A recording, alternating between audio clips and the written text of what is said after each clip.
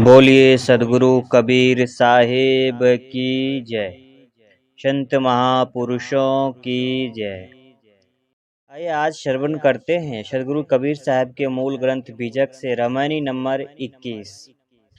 सदगुरु कबीर कहते हैं, राम के ज्ञान से ही दुखों से छुटकारा है। कहते हैं, बहुत दुख दुख दुख की खानी, तब बची हो जब राम ही जानी। राम ही जान युक्ति जो चलई, युक्ति हूँ ते फंदा नहीं परई। युक्ति ही युक्ति चला संसारा, निश्चय कहा न मानु हमारा। कनक कामनी घोर पटोरा, संपत्ति बहुत रहे दिन थोड़ा। थोड़ी संपत्ति गौ बोराई, धर्म राय की खबरी न पाई। देख त्रास मुख गौ कुमलाई, अमृत धोखे गौ बिस खाई। मैं सिरजो मैं मारो मैं जारो मैं खाऊं, जलथल महिया रमी रहो, मोर निरंजन नाव। सदगुरु कबीर कहते हैं, विषया शक्ति एवं वेश मझी को दुखों की खानी बताते हैं। खानी कहते हैं किसी चीज के उत्पत्ति स्थान को। विषया शक्ति में केवल दुख ही उत्पन्न होते हैं, उसमें सुख नाम की, आनंद नाम की कोई गुंजाइश नहीं है। इसीलिए वे 3 बार दुख का नाम लेते हैं। किसी भी नाम को, किसी भी चीज को अगर आप 3 बार कहते हैं तो वो विशेष रूप से माना जाता है। उन बातों पे विशेष रूप से गौर किया जाता है। तभी सदगुरु कहते हैं, बहुत दुख दुख दुख की खानी, तब बची हो जब राम ही जानी। किसी बात पर जोर डालने के लिए उसे 3 बार कहा जाता है। असंतोष सबसे बड़ा दुख है और इसका मूल विषया शक्ति है। विषया शक्ति के वशीभूत होकर ही जीव जन्म मरण के चक्कर में घूमता है और संसार के सारे दुखों को सहता है। गरीब से धनी, अविद्वान से विद्वान, प्रजा से राजा तक, जन्म बुढ़ापा रोग, प्रिय वियोग, अप्रिय संयोग, अभाव असंतोष एवं मृत्यु के दुख से पीड़ित है। इसीलिए गीताकार ने कहा है, संसार दुख का घर है और क्षण भंगुर है। शास्त्र तो तथ्य की छाया है। सब जीव स्वयं रात दिन अभाव एवं दुखों का अनुभव करते हैं। जवानी और विषयों के संयोग के प्रमाद में अविवेकी आदमी इठलाता है, इतराता है, किंतु कुछ दिनों में उसे भी दीन होकर दुख भोगना पड़ता है। किसी ने सच कहा है, अरे मन अब तो समझ, धार अभी बाकी है, पार अभी बाकी है, पार अभी बाकी है। जीत की हार अभी बाकी है, जीत की हार अभी बाकी है। अंततः सारे दुखों का कारण है अज्ञान एवं नासमझी, क्योंकि मन का दुख सबसे बड़ा दुख है और इसका कारण अज्ञान है। सदगुरु कहते हैं, इस दुख से बचने के लिए तब बची हो जब राम ही जानी। इस दुख से तब बचोगे जब राम को जानोगे, राम को जान पाओगे। दुखों से बचने का रास्ता है राम को जानना। मनुष्य का अपना असली एवं सार स्वरूप शुद्ध चेतन है, वही राम है। जब मनुष्य यह जान लेता है कि मैं शरीर नहीं हूँ, चेतन हूँ, अविनाशी राम हूँ, तब उसकी दृष्टि बदल जाती है। उसे विषया शक्ति से घृणा हो जाती है। तब वह पर विषयों से हटकर स्वराम में रमता है। विषय क्षण भंगुर है, राम अविनाशी है। विषय जड़ तथा पराये हैं और राम चेतन तथा अपना स्वरूप है। जो अविनाशी स्वरूप राम में रमता है, उसकी दृष्टि में विषय भोग तुच्छ होते हैं। इसीलिए उसको विषयों से वैराग्य होता है। उसके हृदय में किसी प्राणी पदार्थ के लिए लोभ और मोह नहीं होते, इसीलिए उसे कभी अभाव और असंतोष की खटक नहीं होती है। वह सदैव अपने अमृत धाम स्वरूप राम में ही निमग्न रहता है। देहाभिमान छोड़ देने से उसे बुढ़ापा तथा रोग का भी भय नहीं होता। यहाँ हम लोग हर एक चीज में मोह करते हैं, हर एक चीज में आसक्त हुए हैं। किसी भी व्यक्ति का अगर शरीर का चमड़ी गोरी है तो उस शरीर की चमड़ी गोरी चमड़ी का अहंकार कर लेते हैं। किसी के पास पर्याप्त धन है तो उस धन का अहंकार कर लेते हैं। किसी के पास गाड़ी है तो उस गाड़ी का अहंकार कर लेते हैं। लेकिन सद्गुरु कहते हैं कि इन सारे चीजों का अहंकार सिर्फ और सिर्फ निरर्थक है, अज्ञानवश है। क्यों? क्योंकि ये सब बाहरी चीजें हैं, ये सब यही रह जाएगी। और जो आपके साथ जाएगी उस चेतन स्वरूप को समझने का प्रयास करें। बुढ़ापा तथा रोग आने पर वह सदैव सम रहता है। वह समझता है कि जिस पर बुढ़ापा तथा रोग व्याप्त हो रहा है वह शरीर मैं नहीं हूँ। जब ऐसा ज्ञान आपको हो जाएगा तब आपके शरीर में फोड़ा हो चाहे कुछ भी हो आपको तकलीफ नहीं होगा, क्योंकि वो फोड़ा आज हुआ है तो कल खत्म होगा। ये फोड़ा मुझे नहीं शरीर को हुआ है। मैं तो शुद्ध चेतन आत्मा हूँ, अजर हूँ, अमर हूँ, अखंड हूँ, अविनाशी हूँ। न मेरा क्षय है न मेरी मृत्यु, मैं तो अविनाशी सदैव कल्याण रूप हूँ। वह समझता है कि मैं 50-100 वर्षों की अवधि से सीमित शारीरिक जीवन मेरा असली जीवन नहीं है। मेरा असली जीवन तो अनादि अनंत है। श्री पूरन साहब के वचनों में वह अपने को समझाता है, तू अविनाशी सुख के कहिए। इस प्रकार राम को जानने पर ही दुखों का अंत हो सकता है। राम ही जाने युक्ति जो चलई, युक्ति हूँ ते फंदा नहीं परई। सद्गुरु कबीर यहाँ केवल राम को जानने की बात नहीं करते हैं, किंतु राम को जानकर युक्ति पूर्वक चलने को कहते हैं। युक्ति के अनेक अर्थ हैं, मिलन, तर्क, उचित विचार, हेतु, नीति, चातुर्य, अनुमान, उपाय, योजना, चाल, रीति तथा एक अलंकार जिसमें अपना भेद छिपाने के लिए किसी क्रिया या उपाय द्वारा दूसरे को धोखा दिया जाए।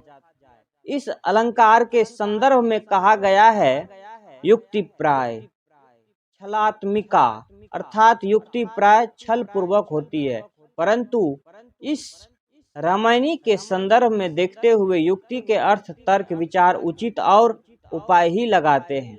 यहाँ विषयों से हटकर राम को जानने की बात है। इसमें तर्क तो चाहिए ही। कबीर का राम कोई व्यक्ति विशेष नहीं किंतु सबका आत्म स्वरूप है, यह तर्क युक्त बात है। विषय जड़ स्वरूप एवं पर है और राम चेतन स्वरूप एवं स्व है, यह विचार है। उचित का अर्थ है ठीक ठीक, संतुलन एवं अपनी दशा में रहना। राम को जानने का मतलब है स्वरूप को जानना और युक्ति से चलने का स्वरूप स्थिति की दशा में रहकर चलना। युक्ति का अर्थ है उपाय, जो बहुत प्रचलित है। कठिन काम की युक्ति एवं उपाय से करने पर सहज हो जाता है और बिना युक्ति से सरल काम भी कठिन हो जाता है। यदि युक्ति और उपाय का ही फल है जो हजारों तथा लाखों मन का वजन कर ट्रेन, हवाई जहाज, जल जहाज एवं बसें दौड़ती रहती है, वे तरीके 4 किलो वजन केवल चलना भी कठिन हो जाता है। वे तरीके 4 किलो वजन लेकर चलना भी कठिन हो जाता है। युक्ति से बात करने पर बिगड़ा काम बन जाता है और बिना युक्ति से बात करने पर बना काम बिगड़ जाता है।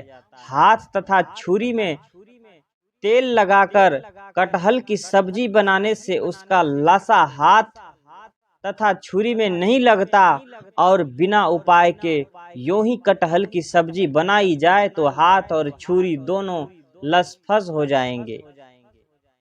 कांटों से झुंड में फंसे हुए अपने वस्त्रों को युक्ति पूर्वक ही छुड़ाया जा सकता है। जोर से जल्दीबाजी में खींचने से वस्त्र फट जाएंगे। अनादि काल से जीव विषयों में फंसा है। अपने स्वरूप का ज्ञान हो जाने पर ही कोई हठ पूर्वक बंधनों से नहीं छूट सकता। युक्ति पूर्वक उपाय से चलने पर ही जीव बंधनों को तोड़ सकता है। युक्ति से मोटे मोटे पेड़ भी काट कर गिरा दिए जाते हैं और बिना युक्ति के हठ पूर्वक एक छोटा पौधा उखाड़ने में कठिन हो जाता है। अतएव राम को स्वस्वरूप को जान लेने पर युक्ति पूर्वक चलकर जीव अपने को बंधनों से जीवन भर बचाए रख सकता है। युक्ति ही एक ऐसी उपाय है जो युक्ति से चलने से सभी फंदों को आप काट सकते हैं। युक्ति ते फंदा नहीं परई, यह वचन बहुत वजनदार है।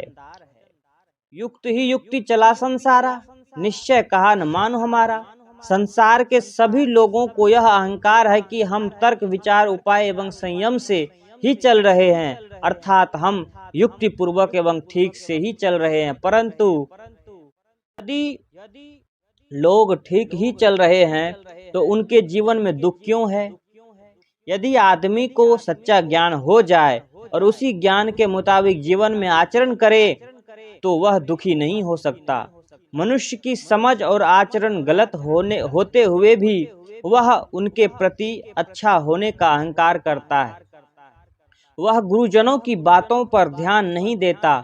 निश्चय कहा न मान हमारा का अर्थ है मनुष्य गुरु के सच्चे उपदेशों पर ध्यान नहीं देता है। जिनके लोभ और मोह में पड़कर मनुष्य गुरुजनों की सच्चाई बातों पर ध्यान नहीं देता, वे धन ऐश्वर्य परिवार मान प्रतिष्ठा बहुत थोड़े दिन रहने वाले हैं। संपत्ति और समाज तो हम चाहे जितने जुटा ले, किंतु इनके साथ हमें बहुत ही कम समय रहना है। फिर इनका प्रमाद कैसा, इनका अहंकार कैसा। थोड़ा ऐश्वर्य सम्मान एवं जन समाज पाकर आदमी अहंकार के नशा में पागल हो जाता है। उसे मौत की याद नहीं रहती जो एक ही क्षण में सबसे वियोग करा देगी। उसे मौत की खबर नहीं। बाल पकना, दांत टूटना, आंखों की रोशनी घट जाना और चश्मा लगने के लिए विवश होना, चाम में सिकन आना आदि मौत की अनेक सूचनाएं हैं, लेकिन विमोहित मानव उन्हें पढ़ नहीं पाता। मौत की खबर एवं संदेश का उसे भान नहीं। इस भूतल पर पड़े खड़े राजे महाराजे होकर चले गए, आज उनके नाम निशान भी नहीं है। सदगुरु कबीर साखी ग्रंथ में कहते हैं, ऐसा यह संसार है जैसा सेमर फूल, दीन दस के व्यवहार में झूठे रंग न भूल। सपने सोया मानवा खोली जो देखे नैन, जीव परा बहुलूट में ना कछु लेन न देन। इनसे पहले से ही देहाभिमान एवं मायाभिमान नहीं छोड़ा है। ऐसे महाशक्त जीव के सामने जब मृत्यु का समय आता है वह भयभीत हो जाता है। वह देखता है कि मेरा सारा अपना माना छूट रहा है। जमीन मकान रुपये परिवार समाज सम्मान जिन्हें वह अपना मान रखा था, उनके छूटने की बात सोचकर मुख सूख जाता है। तब उसे लगता है कि मैंने स्वप्न की संपत्ति के लिए घोर पाप कर डाले हैं।